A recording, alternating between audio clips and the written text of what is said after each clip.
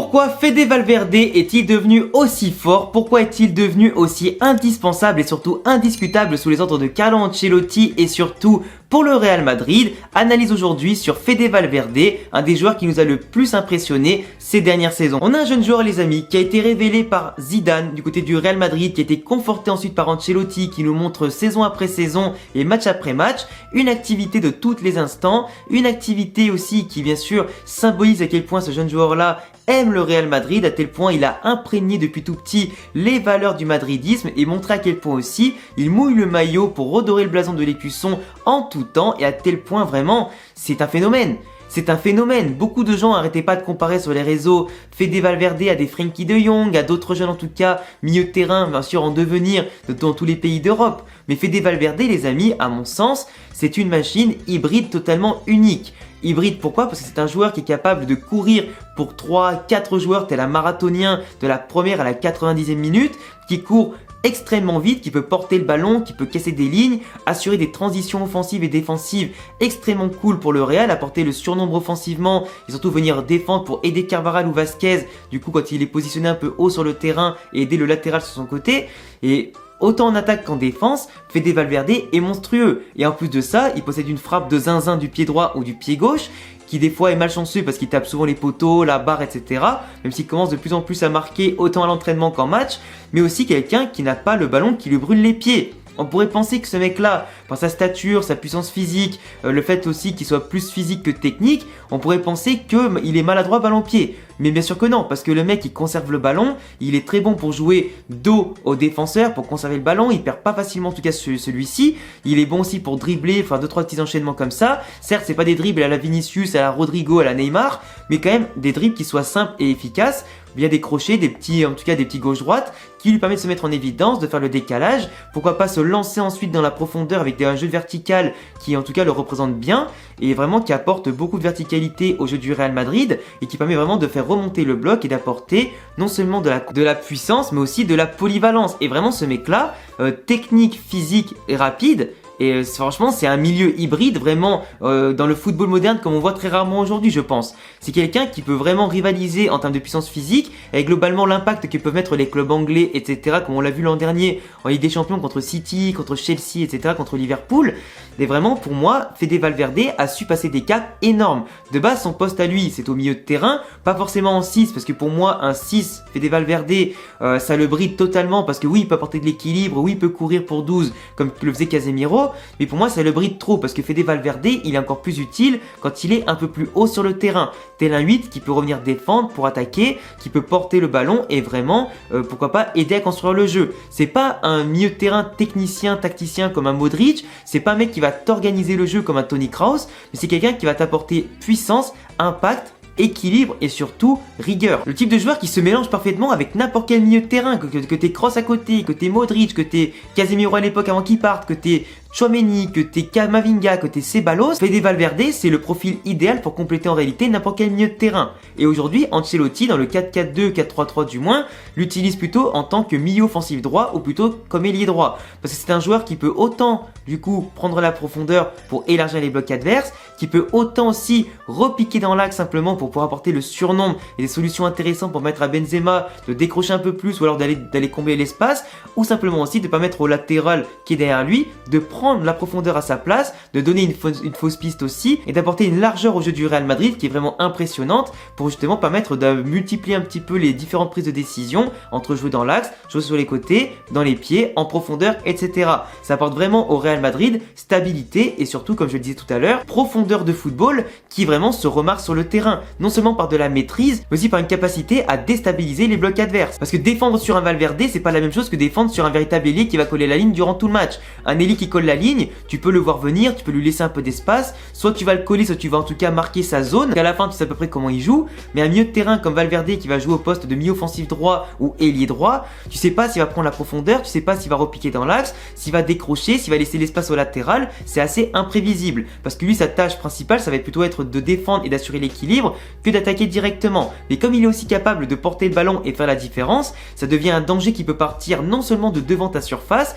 mais aussi de très très loin pour faire les décalages. décalage ou pourquoi pas finir l'action lui-même. Parce que quand t'as un mec qui a une frappe de zinzin comme ça ou qui a aussi une bonne vision de jeu et surtout un bon volume de jeu, le décalage qu'il va te faire en éliminant via la vitesse et la course et la puissance 2 ou 3 mecs et la décaler au dernier moment, ça peut faire extrêmement mal. Surtout quand après derrière, t'as un Luka Modric par exemple qui sur un seul geste peut faire la différence pour ensuite distribuer le caviar que Valverde lui a donné à Vinicius, à Benzema ou des fois finir aussi l'action lui-même. Et vraiment Valverde il offre un éventail de possibilités par exemple qu'on n'a pas avec Asensio ou qu'on n'a pas avec Hazard dans la percussion, dans la déstabilisation et pour moi c'est quelque chose d'extrêmement important. Le fait qu'un mec comme ça comme Valverde a su s'approprier le rôle de milieu offensif et ailier droit finalement malgré ses compétences qui normalement le font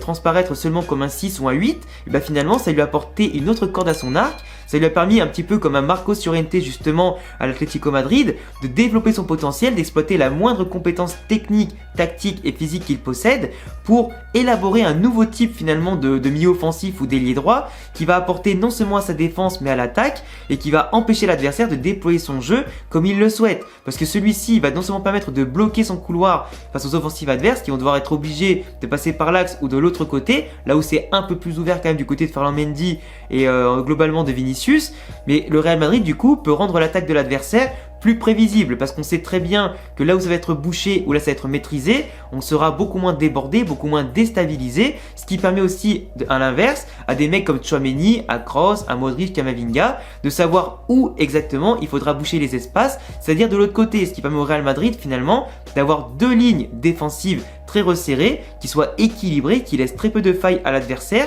et que quand justement on est un petit peu dominé dans la possession du ballon, on laisse très peu d'occasions à l'adversaire de marquer les buts et du moins on a une plus grande facilité à récupérer le ballon par un pressing efficace, par des joueurs qui sont marathoniens, physiques et aussi techniques qui pourront conserver le ballon et bien sûr lancer la contre-attaque par-dessus. Parce qu'un mec comme Valverde par rapport à un Rodrigo aussi ou un Asensio, ça t'offre en plus de tes milieux de terrain et tes défenseurs, un autre mec qui va au charbon, un autre mec qui peut récupérer beaucoup de ballons et surtout qui sera présent sur les premiers et seconds ballons. Et dans les duels, ça y va. Et pour moi, c'est extrêmement important d'avoir ça, une puissance physique pareille qui te permet non seulement de moins craindre, j'allais dire justement, les impacts physiques et le rythme physique imposé par les équipes qui ont plus d'intensité que toi, mais de l'autre côté, tu sais que quand tu vas prendre l'orage pendant peut-être, je sais pas moi, 20, 30 ou peut-être 40 minutes, tu auras les joueurs qu'il faut pour courir et compenser les efforts, boucher les espaces et justement apporter ce leadership qui peut manquer pour certains joueurs qui peut-être seraient un petit peu en dessous en termes de ton physique, mais qui justement vont se mettre au même niveau pour la solidarité du groupe et simplement aussi laisser passer l'orage, le temps pourquoi pas, comme on l'a vu en Ligue des Champions, de déjouer la situation par des joueurs qui auront plus de coffres en fin de match que l'adversaire, qui se sera épuisé à se casser les dents sur un rideau défensif qui n'aura pas réussi à briser ni à contrôler, et derrière ça, les attaquants, ils n'ont plus qu'à finir l'action, comme on l'a vu de nombreuses fois avec Vinicius, Benzema ou encore Rodrigo. Et il est clair que tu pourras pas demander à Rodrigo, à Hazard et Asensio de faire la même chose qu'un Valverde. Et quand tu joues avec Valverde ou quand tu joues avec Rodrigo, Hazard ou Asensio, suivant l'adversaire, tu joueras pas de la même manière. Tu vas pas insister de la même façon peut-être dans les pieds, dans la profondeur, tu vas pas jouer de la même façon avec des joueurs qui vont décrocher, etc. Et forcément, ton bloc avec les automatismes que ça peut créer, il est un peu différent. Et ce qui est bien avec Valverde aussi, c'est qu'au début du match, il peut très bien commencer dans ce rôle-là, et après, suivant les changements, suivant les blessures, les fatigues, etc.,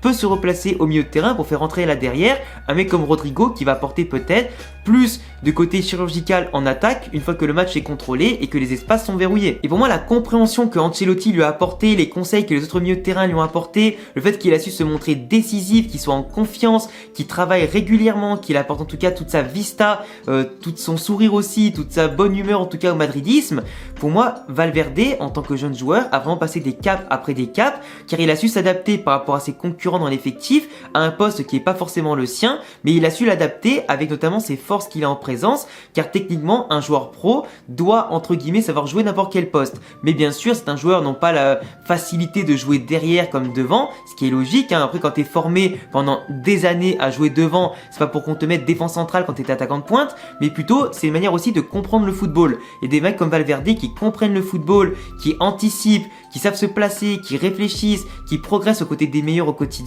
forcément il a un QI football qui lui permet d'intégrer un rôle un peu plus hybride, qui correspond à ses compétences et qui finalement rend fier service au Real Madrid. Et vraiment quand tu compares Valverde à beaucoup de milieux de terrain jeunes, de son âge en tout cas en Europe, il y en a très peu qui peuvent faire autant que lui peut faire. Parce que au Barça par exemple, un peu plus jeune, on a des Pedri ou des Gavi qui sont eux plus dans un rôle technique que physique. Mais pour moi, tu vois, Valverde est tout aussi agréable à voir jouer, pas forcément pour son côté purement technique, mais parce qu'il apporte tellement de décharge physique que le mec, il peut te soulager ton équipe et vraiment t'aider à améliorer justement autant la qualité de ton jeu que le fond de ton jeu en fait. Et pour moi, c'est vraiment une des meilleures trouvailles qu'on a pu faire ces dernières saisons. En plus, formé au club, etc. parce qu'il est venu après de l'Uruguay directement chez nous.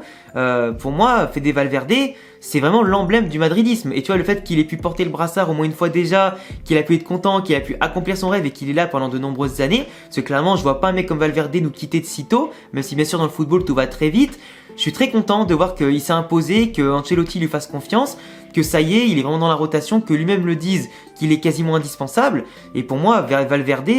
c'est un pur régal. C'est un pur régal et pour moi, il a encore une marge de progression qui est absolument énorme. Et pour tout ce qu'il apporte physiquement, techniquement, tactiquement,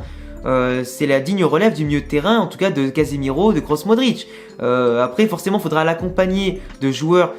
purement artistiques, tel un Luka Modric plus tard, et d'autres mecs un petit peu comme ça qui manient mieux le ballon que lui. Mais globalement, dans les relances, la construction, ce qu'il peut faire, etc.,